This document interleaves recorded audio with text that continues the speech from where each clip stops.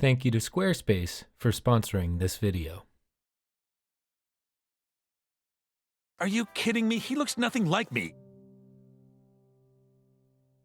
In many sitcoms of the past, achieving and maintaining happiness is no big deal. Every problem is easily solved, the moral lessons are simple, everyone hugs it out, and just like that, the narrative is wrapped up in a bow. The result is a pleasant, albeit fake, sense of closure. Netflix's satirical cartoon BoJack Horseman explores the pitfalls of these types of narratives in American media. The show contrasts BoJack's sitcom life in Horsing Around. Maybe it's just because I never had a Christmas before, but this is the best Christmas I've ever had. Me too.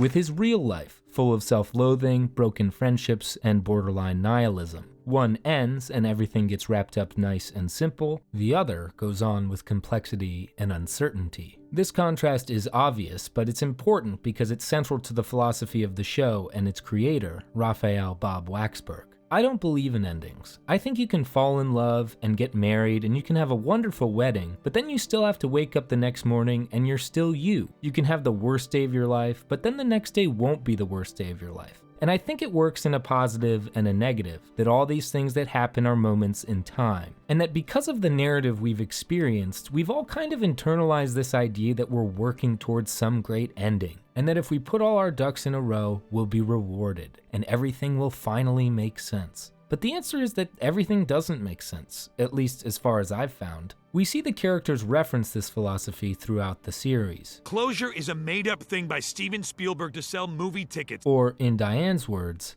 look, the wedding was great, but that's not real life. I mean, I guess I got a happy ending, but every happy ending has the day after the happy ending, right? And the day after that. The idea that life doesn't have happy endings, but is rather a series of positive and negative moments in time, is the foundation of the entire show. Unlike many of its predecessors, BoJack is serialized, meaning the episodes don't need to be wrapped up with some nice ending. The story is on a long timeline rather than self-contained loops, so tension is never fully released. The characters, and by extension the viewer, have an ever-present anxiety about where their life will go next. In doing so, the show not only subverts a lot of traditional television, but also becomes more honest to real life. The characters change, but only if they're willing and they put the work in. It turns out to be a long, arduous process for all of them. They have to take things day by day. There are no easy answers and no easy fixes to the problems in their lives. And according to bob-waksberg, that's the underlying ethos of the show. Existing is hard. For the show's titular character BoJack, who lives with clinical depression, that's especially true. It's not something that has closure, it's something you live with day to day. BoJack's issue is that he wants life to be as simple as it is in a sitcom. He wants easy closure. He's always seeking validation and forgiveness, but unlike his sitcom where they're guaranteed, in real life he never earns them. Interestingly enough, not getting this closure only exacerbates his problems, and he continues his own loops of addiction, self-destruction, and driving away his friends. In other words, believing that life can be this way only makes his life harder. One cycle contributes to the other. The show juxtaposes this hope for easy closure against BoJack's real life throughout the show. In sitcom life, getting closure for doing something wrong is an easy task. I'm sorry I broke your expensive bachelor vase. That's all right. I've learned that when you're in a loving family, there's nothing wrong with a little horsing around. But forgiveness isn't always that easy in real life. The truth is, negative actions compound over time. Todd, I'm sorry, all right? I screwed up. I know I screwed up. I don't know why. Oh, great. Of course. Here it comes. You can't keep doing this. You can't keep doing shitty things and then feel bad about yourself like that makes it okay. You need to be better. I know, and I'm sorry, okay? I was drunk, and there was all this pressure with the Oscar campaign. But now that it's over, No, BoJack, just stop. You are all the things that are wrong with you. It's not the alcohol or the drugs or any of the shitty things that happened to you in your career or when you were a kid. It's you. To think anyone can hit the reset button for their actions by showing remorse over and over again is not a solution in real life. They need to earn forgiveness. This contrast is also made between the closure that movies give and BoJack's real life. In most movies, the story ends on a high note, inspiring everyone to believe that deep down they are a good person. Being Secretariat isn't just about running fast. Secretariat's a state of mind. It's about doing the right thing and standing up for yourself. Why, I look around and I see a whole room full of Secretariats. You are Secretariat. And you are Secretariat. And you are Secretariat. The show, however, says just because a story tells you you're a good person, it's no guarantee you are one. You know what your problem is? You want to think of yourself as the good guy.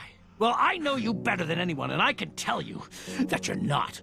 In fact, you'd probably sleep a lot better at night if you just admitted to yourself that you're a selfish goddamn coward who takes whatever he wants and doesn't give a shit about who he hurts. Again, here we see belief conflict with action. You can't just believe you're a good person, you have to earn it. And that's where this idea of closure versus moments in time even separates the show from a lot of other satire. A lot of good satire deconstructs the world for us, helping us become aware of our flaws. But a lot of satirical characters don't change because of closure. They need to re-establish the status quo by the next episode so they can deconstruct next week's issue through their unchanging personality. And, much like these sitcom characters, BoJack never really learns or changes either. Bob Waksberg takes this a step further by saying self-awareness and deconstruction alone aren't good enough. I notice this all the time when I watch shows like South Park or Seinfeld. They deconstruct an issue for me and I say, oh, that's a problem in the world or a problem in my life, I should do something about it, only to forget about it the next day. While I admit that laughing and catharsis are ends in themselves, it's refreshing to see a show take the opinion that what you know deep down doesn't matter if you don't take action on it. I don't think I believe in deep down.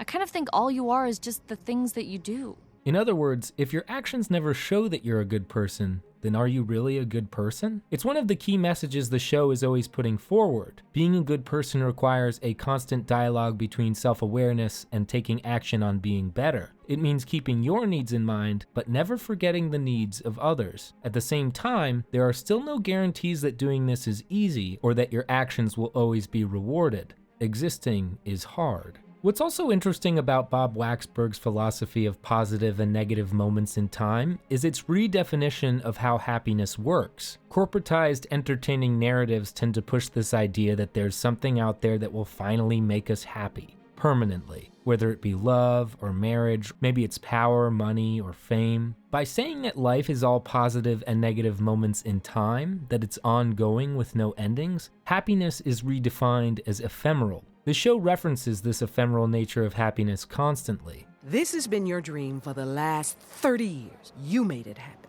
An Oscar won't make you happy forever. It won't solve all your problems. You win that Oscar. The next day, you go back to being you. But that night is a really good night. BoJack, unfortunately, believes in this idea that there's some great ending for him out there. He's always looking for that one last thing that will make everything better and he'll be permanently happy. In season 1, he expects he'll be happy once he finishes his book. What would make you happy?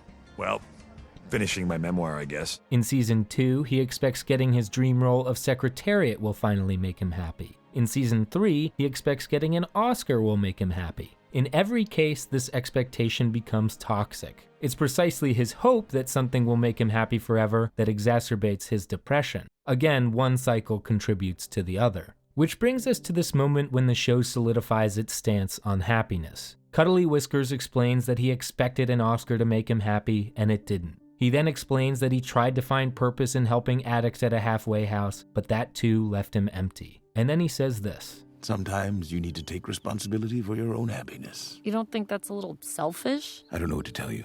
I'm happy for the first time in my life, and I'm not going to feel bad about it.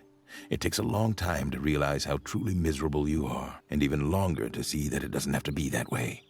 Only after you give up everything can you begin to find a way to be happy. He's not saying give up your goals or helping people or not striving at all. It's about giving up searching for happiness in those things. It's an idea central to Stoic philosophy. In the words of Greek philosopher Epictetus, do not seek to have events happen as you want them to, but instead want them to happen as they do happen, and your life will go well. Indeed, expecting happiness from things, whether it be from the past, present, or future, puts whatever that thing is in control of you. But happiness doesn't come from external events themselves. It comes from your judgments about them. It's one way to, as Cuddly Whiskers said, take responsibility for your own happiness. Changing your thinking is more likely to make you happy than changing the world to make it conform to your wishes. The universe is a wild beast. You can't tame it. All you can do is try to live inside it. But wait a second, if you just accept reality and don't have expectations, then doesn't that neglect the whole idea of caring and striving? Isn't it selfish, just as Diane said? Well, you can still care as long as you're willing to ride the wave of positive and negative moments in time. If you expect your life to be up and down, wrote the Buddhist monk Lama Yeshe, your mind will be much more peaceful. You can still care as long as you know things will go south sometimes. The important thing to remember is that happiness always arises as a byproduct. As Shakespeare knew long ago, the joy is in the doing. All of this is going to be really hard for BoJack with the way his mind works and his traumatic history. That said, he's showing some improvement. In season 4, he finally listens to Cuddly Whiskers' advice. He gives up LA and everything it has to offer. The self-reflection that he does while he's gone helps him realize that he's hurt a lot of people. Only then does he begin to find a way to mend things with Todd. He gives up thinking about his legacy for being a talented actor and blindly accepts an offer to act in one of Princess Carolyn's shows. It helps him reconnect with her. He gives up a little bit of his animosity towards his mother, leaving her on a positive note and breaking the cycle of abuse between them. And finally, he gives up Hollyhock by dropping off the information she so desperately wanted, knowing he might never see her again. Interestingly enough, it's the reason he reconnects with her. He finally capitalizes on the advice he received in season 1. You can't force love, you blockhead. All you can do is be good to the people in your life and keep your heart open. It's still going to be hard for him. Who knows where bob-waksberg wants to take the story, but his cycles appear to be breaking for now. It's clear he's started to confront the fact that he'll never not be depressed and that it's okay to be that way, as long as he knows that he can work each day to get a little better, take responsibility for his actions, and learn to live with himself as he is. BoJack's belief in these narratives was toxic for a long time. His attempt to use them as an easy escape from his real life only made his life worse. And while it's important to escape every once in a while, it's dangerous to believe that this closure applies to life. Like BoJack, we escape into narrative constantly. We're a mass media saturated audience that all too often replaces pop culture with the harder tasks of intimacy, self-reflection, and building meaningful friendships. The truth is, you can fake your reality all you want, but that's not going to make your life better. The show encourages us to break these cycles, to redefine our narrative as one that happens day to day, not one that has some great ending. And that no matter what cards we're dealt in life, we have an individual responsibility for our actions and our happiness each day. Everyone has a story to tell. It just may not be the one you see in the media. And so when BoJack asks Diane, "Do you think it's too late for me?" hoping desperately for confirmation that he's deep down a good person, the truth is, no. Having problems and being messed up don't mean the story is over. It just means that's where you are for this moment in time. The solution for BoJack is no different for anyone else. It gets easier. Huh? Every day it gets a little easier. Yeah? But you gotta do it every day. That's the hard part. But it does get easier. Okay. Sleeping late, another day. Oh, what a wonder. Hey everyone, thank you so much for watching.